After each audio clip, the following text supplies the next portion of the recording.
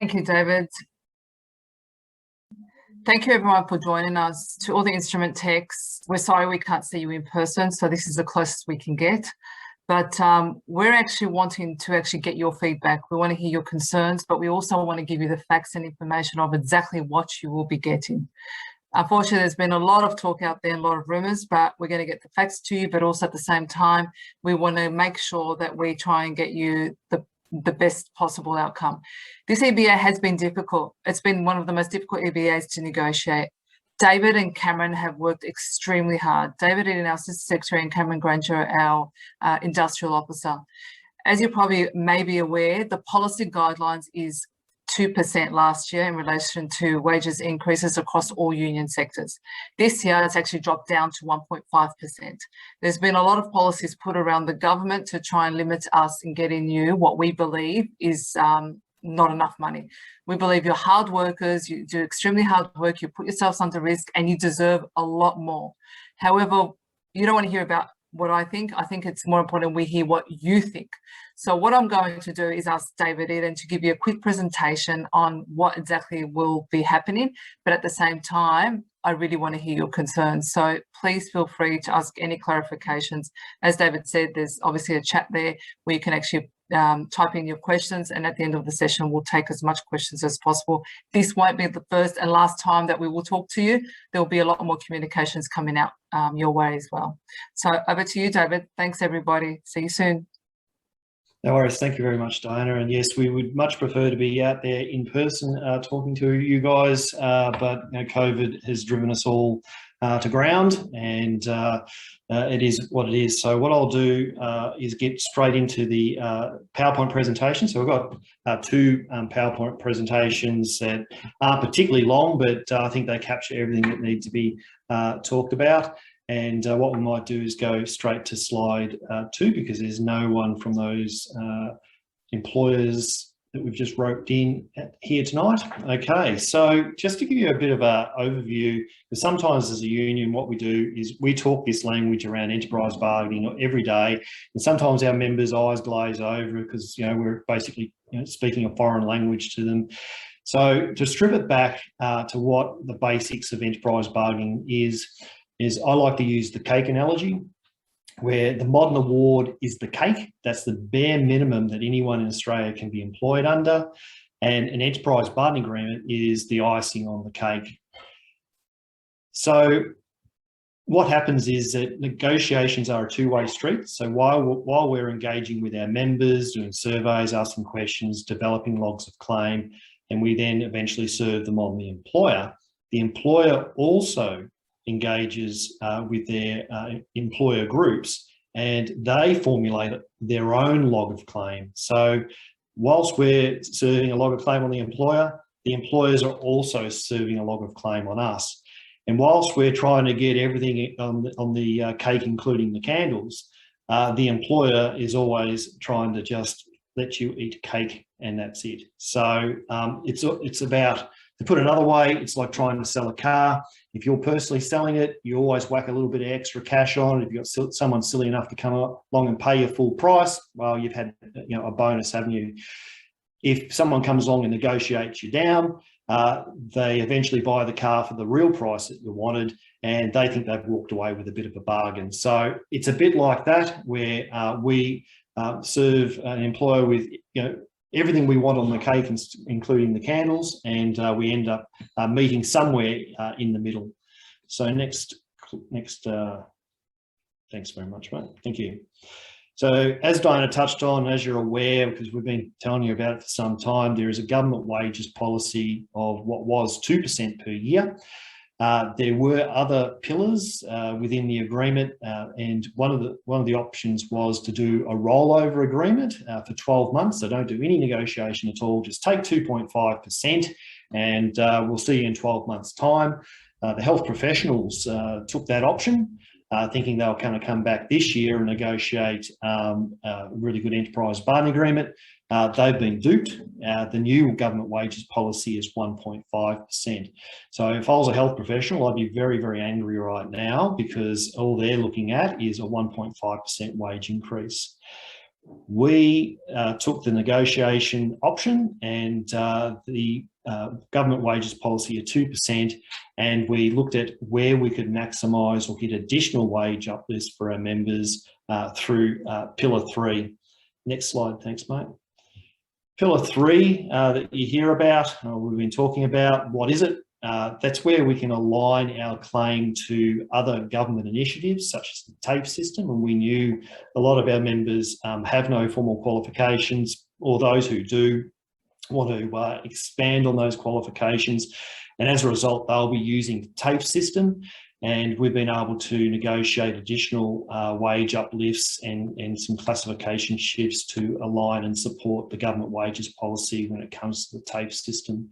We've also been able to argue additional wage uplifts for particular classification groups that have been, dare I say it, neglected in the past. They've been overlooked in previous enterprise bargaining agreements, and they've essentially fallen behind in the race for wages. And the other area is that where we've been able to identify a disadvantaged group, maybe a predominantly female work group such as yourself, where your wages, and yours is a really good example where, you know, theatre techs are predominantly male, instrument techs are predominantly female, same level of qualification and skills and responsibility. Why is this pay discrepancy between theatre techs and instrument techs? So that's essentially, in a nutshell, what Pillar 3 is, and the additional funds that are available in Pillar 3. I'm going to go to the next slide, mate. So just to give you a capture for sort of an overview before we get into the things specific for the instrument techs, we've been able to negotiate an additional week's leave for all employees. So regardless, so if at the moment, if you are entitled to 4 weeks annual leave a year, you will go to 5 weeks annual leave per year. If you're currently receiving 5 weeks annual leave because you're a shift worker or you work weekends, you will go to 6 weeks annual leave a year. Unfortunately, this doesn't come without a trade-off, and as I said before, it's a two-way street when it comes to negotiation. The employers are always trying to strip this back. They said if you want to have annual leave entitlements in line with the nurses, you're going to be getting public holiday rates paid in line with the nurses. So we've gone cut and paste from the nurses agreement, dropped it into hours for the extra week's annual leave. And if you go to the next clause, next slide, this is how it's going to interact with the public holiday penalty rates. So at the moment, if you're a full-time employee and you work a public holiday, you get 2.5 times your usual pay. If under the new agreement, you'll get paid double time. If you're a rostered day off as a full-time employee, you get paid time and a half.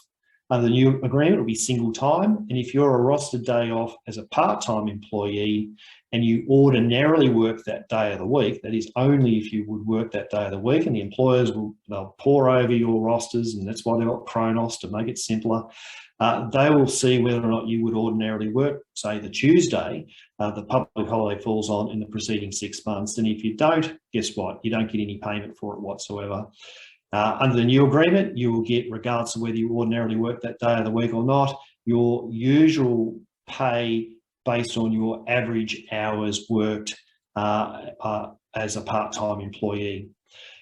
What employers are doing, and I was out at the Austin Repat site a number of months ago, and I actually asked the staff there, because I think it was shortly after a public holiday, I said, how many of you guys got your public holiday penalty? And he all looked at me and said, none of us. We're all part-time, and the employer manipulates the rosters in such a way that none of us rarely get an entitlement for a public holiday rostered off. So the employers have been getting smarter and smarter at reducing public holiday payments for their staff.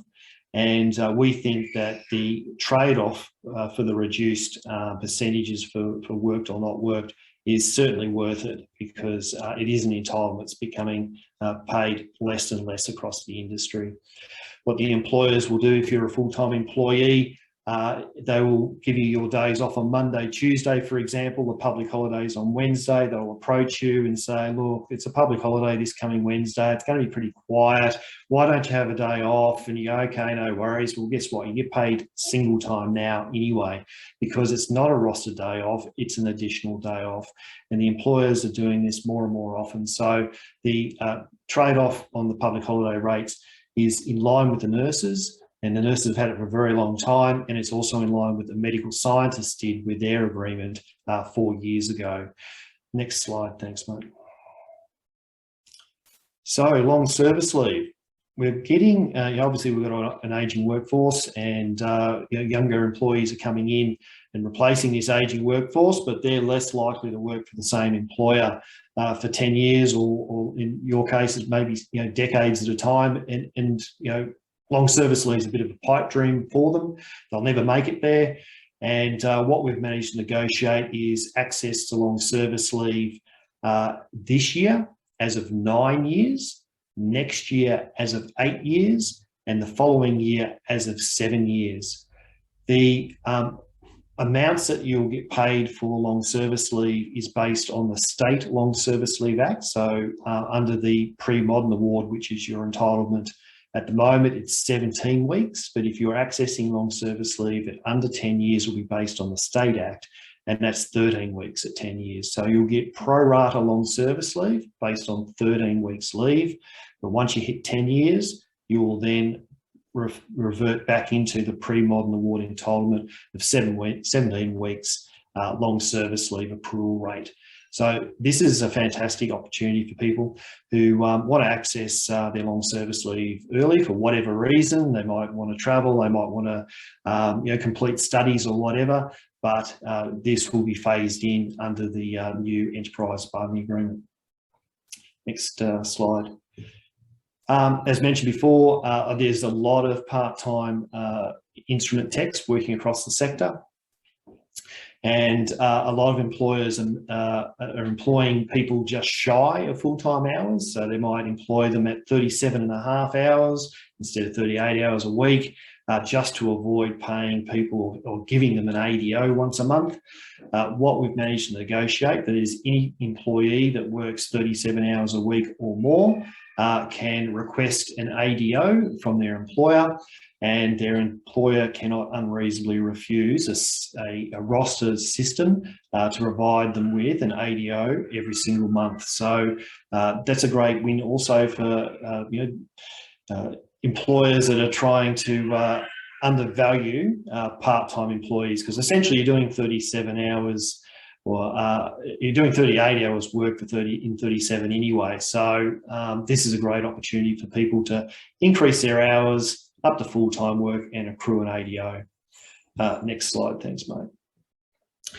No matter what classification you're in the health sector, there's issues with workload.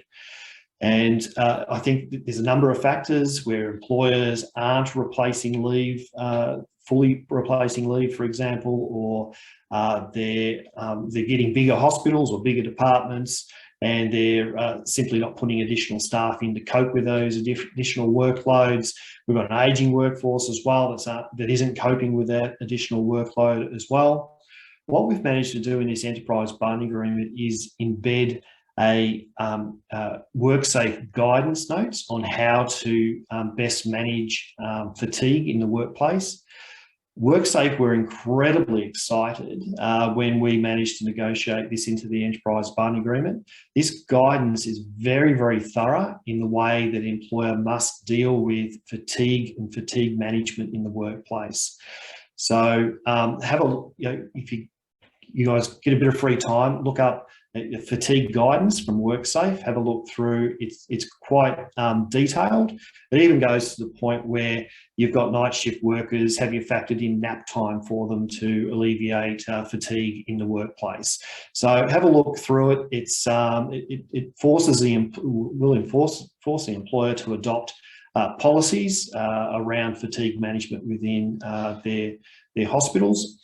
And the other thing too, what it does is that at the moment, there's a workload management clause. If you've got issues with your workload, you deal with it through the grievance procedure. And under the grievance procedure, the status quo must remain until the grievance is resolved. So on any given day, you take your grievance to the employer and it remains unresolved. And by the end of the day, it's like, oh, why do I bother?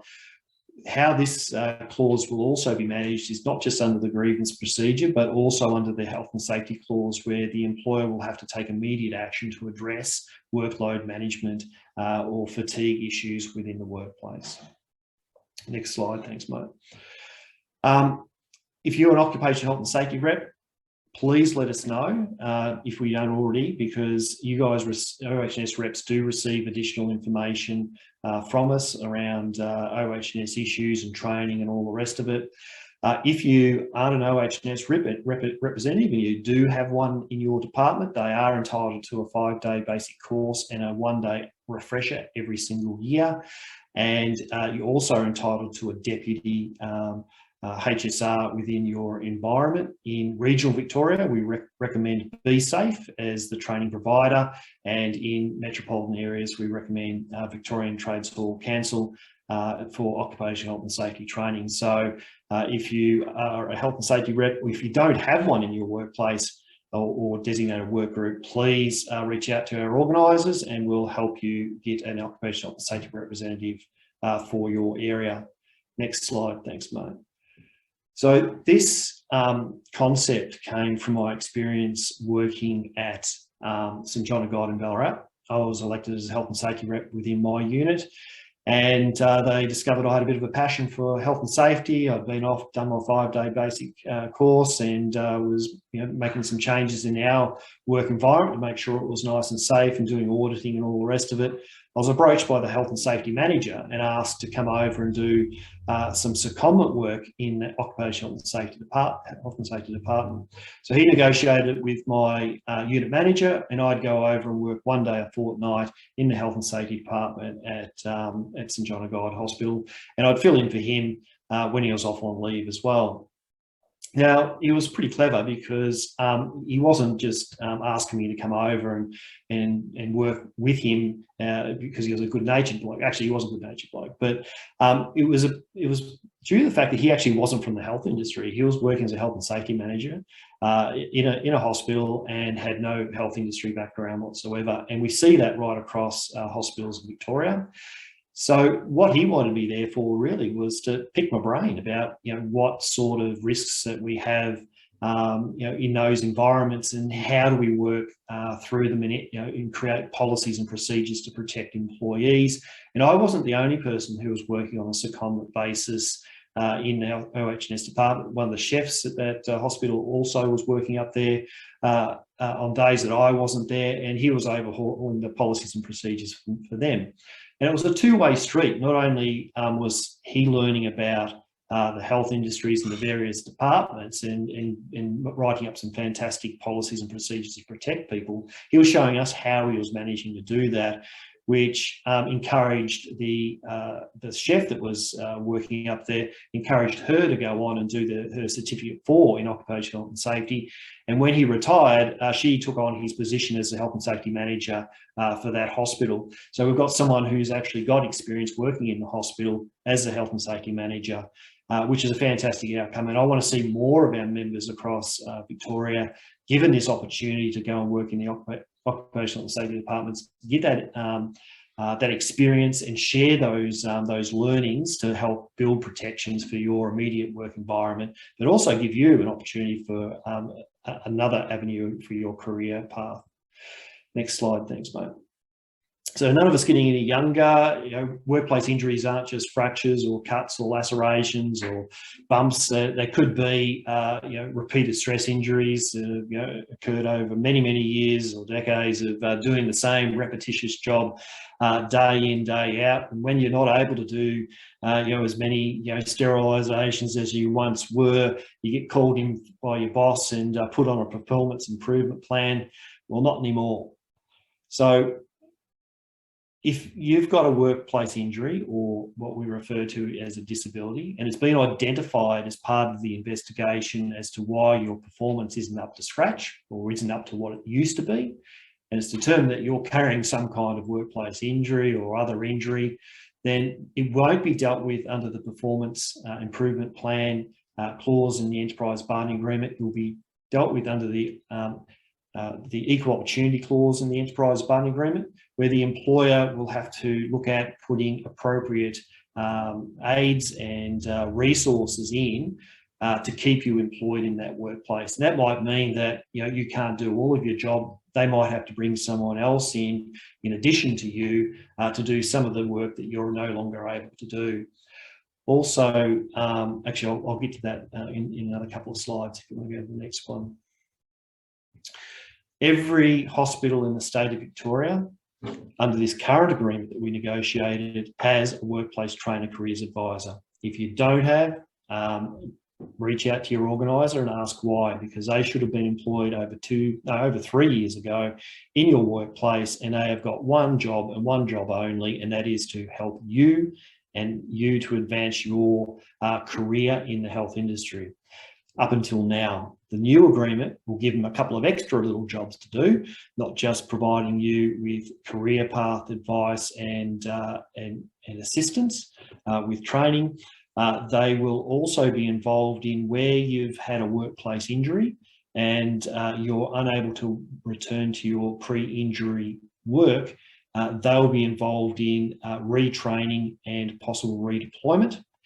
And also where a position has been made redundant, they're to get involved at the earliest possible time for possible retraining and redeployment. And the redeployment opportunity might well be outside the organisation with someone else, but they're there to assist you to get training if your position is going to be made redundant, so you've got better job prospects either within the organisation or externally. Next slide. So as I said, the Workplace Trainer Careers Advisors, there's 30 EFT across the state of Victoria at the moment. They are in every hospital that's in your agreement. And there's going to be another 15 EFT put into that over the life of the agreement, taking it to 45 EFT across the state. These aren't 45 individuals. Some of these sites have part-time staff, but every one of our members has access at the moment to a Workplace Trainer Careers Advisor, and they will have an expanded access to even more workplace trainers, careers advisors across the state of Victoria. So if you haven't gone to meet your Workplace Trainer Careers Advisor, I encourage you to do so. They're there to help you. Next slide. Now, as we know, the study leave clause under the current agreement is very restrictive. You apply for study leave, the employer says, well, what's this got to do with your current role within this organisation? No, you can't have your study leave. Not anymore. That clause has been cracked open, and your study leave is going to be a lot more readily accessible, even if the job is outside what your current skill set is. There's also going to be flexible work arrangements that can be introduced.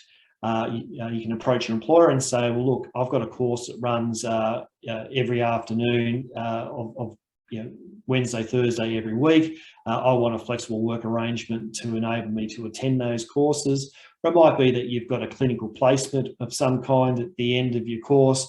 You can negotiate a flexible work arrangement to enable you to attend your courses or your clinical placements, for example. So this is a fantastic outcome for our members, particularly those who have never had the opportunity to go on and do further education. The next slide is superannuation. As we know, women, unfortunately, retire with a lot less superannuation than men.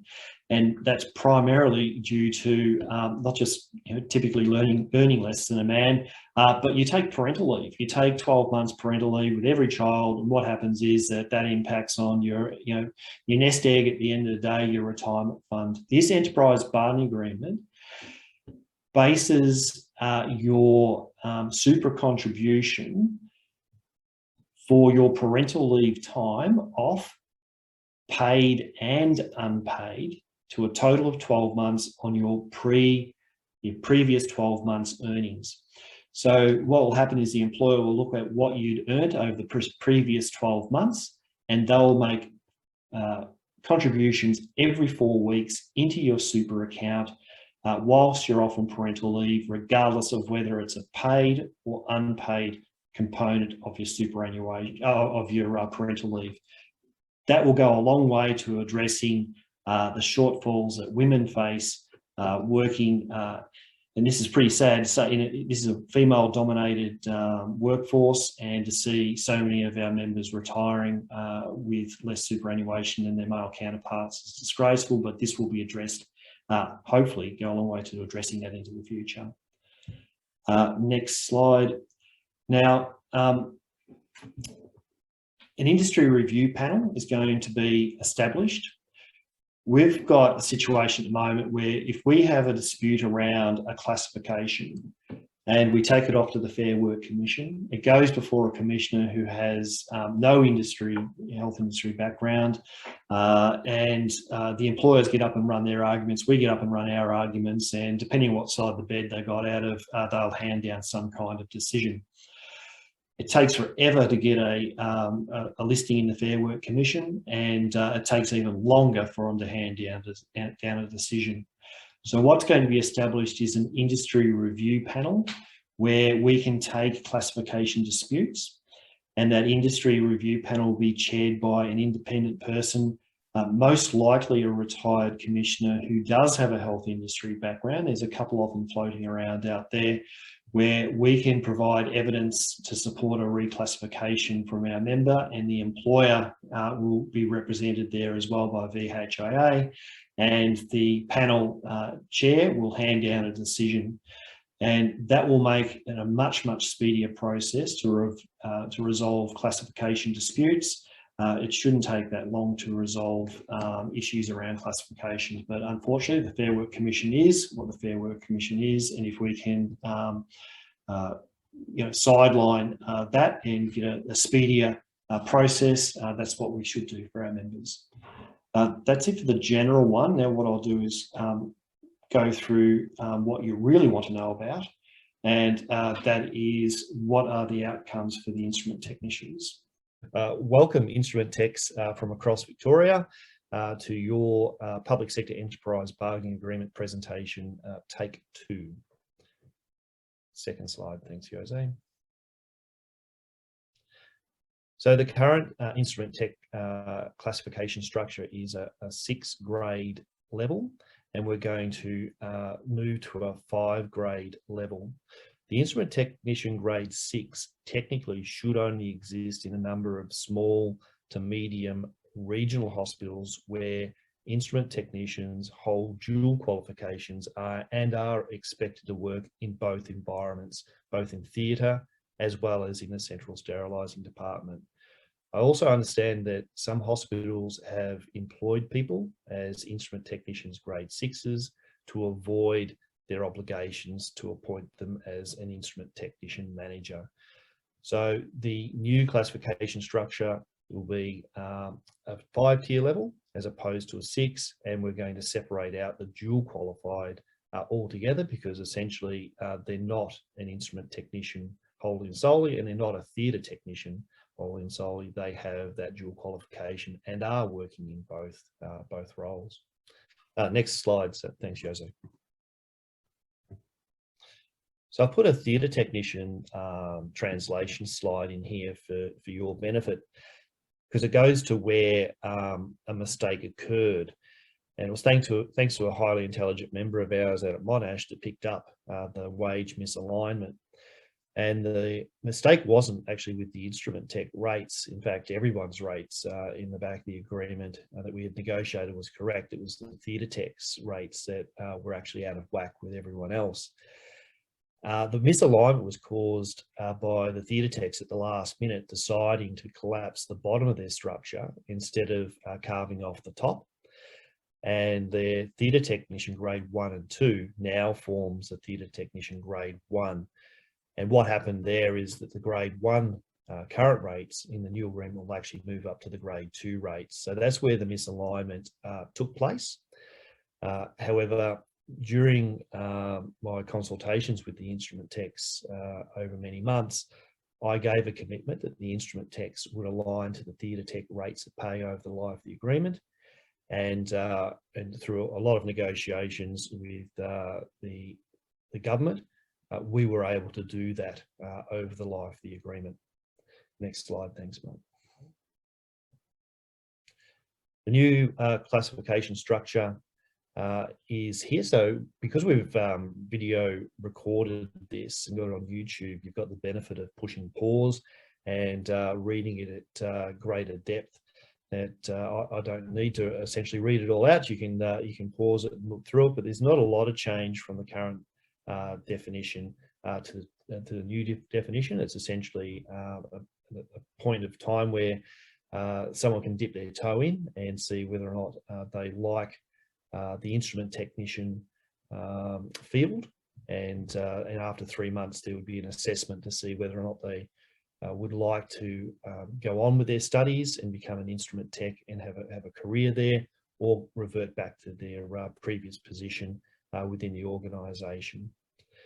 Next slide, thanks, mate. The new agreement for the grade 2 position is essentially someone with more than 3 months experience, but less than 12 months post-qualification experience as an instrument technician, and the duties and progression are also listed there. So I won't be going through them all individually today. I think you can quite easily pause this video and read through those definitions yourself. Next slide, thanks, mate. The grade 3, so on the left-hand side of these slides is what your current grade 3 definition is, and on the right is what the new definitions will be. So please take the opportunity to pause this video again and read through the new definitions for instrument technicians. Next slide, thanks, mate. And once again, the grade 4, the old grade 4 versus the new proposed grade 4. Next slide, thanks. And the grade 5s also with the changes to it. It's certainly a lot easier to read. It's picked up other responsibilities and things like that to enable you to move to the new grade 5 within the agreement.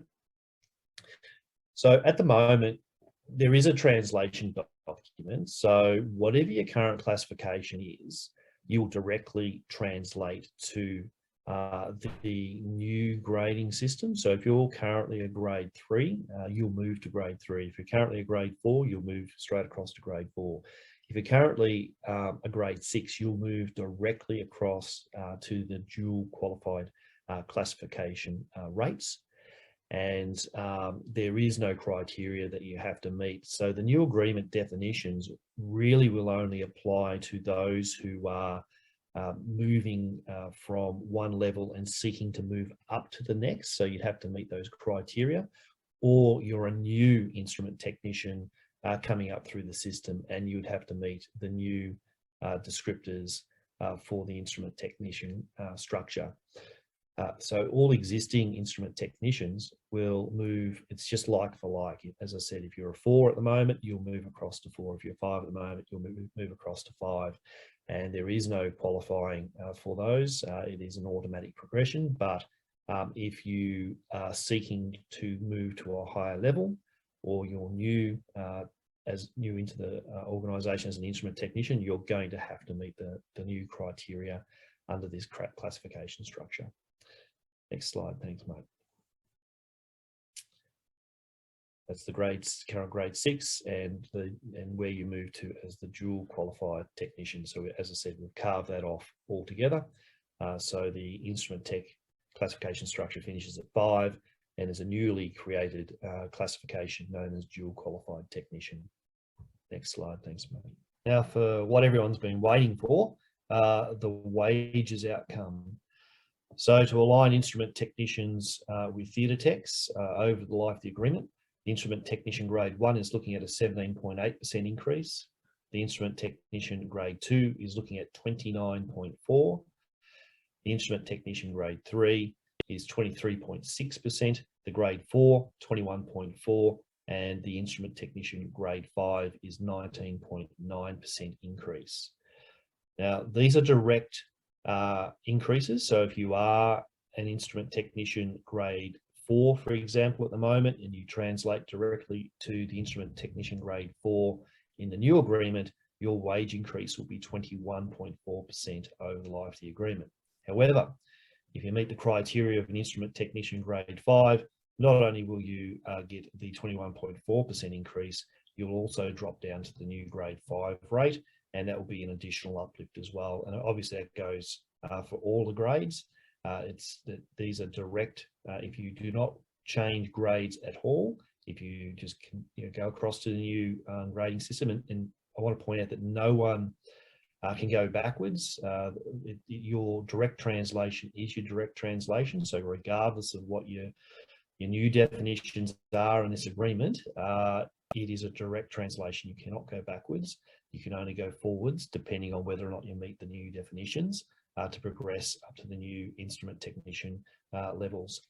So these wage increases obviously well beyond the government's wages policy of 8%. I gave a commitment that the instrument techs rates of pay will align to the theatre techs over the life of the agreement, and I have fulfilled that obligation, and you deserve every cent of that. These rates of pay will be backdated to 1 July last year, and your new wage increase will come in as of 1 July this year, and it'll be 1 July each year thereafter. So expect some substantial wage increases. It could be up as high as 7.4% back pay for some individuals at a grade 2 level, but these are quite substantial wage increases and back pays for instrument techs, and as I said, well deserved. That brings us to the end of the presentation, and I'd like to thank you all for your time. And obviously, there's strength in numbers, and this is a great outcome for instrument techs. And if you are working alongside instrument techs who aren't members, or if you're watching this and you aren't an instrument technician member of the Health Workers Union, we strongly encourage you to join up. Thank you very much for your time.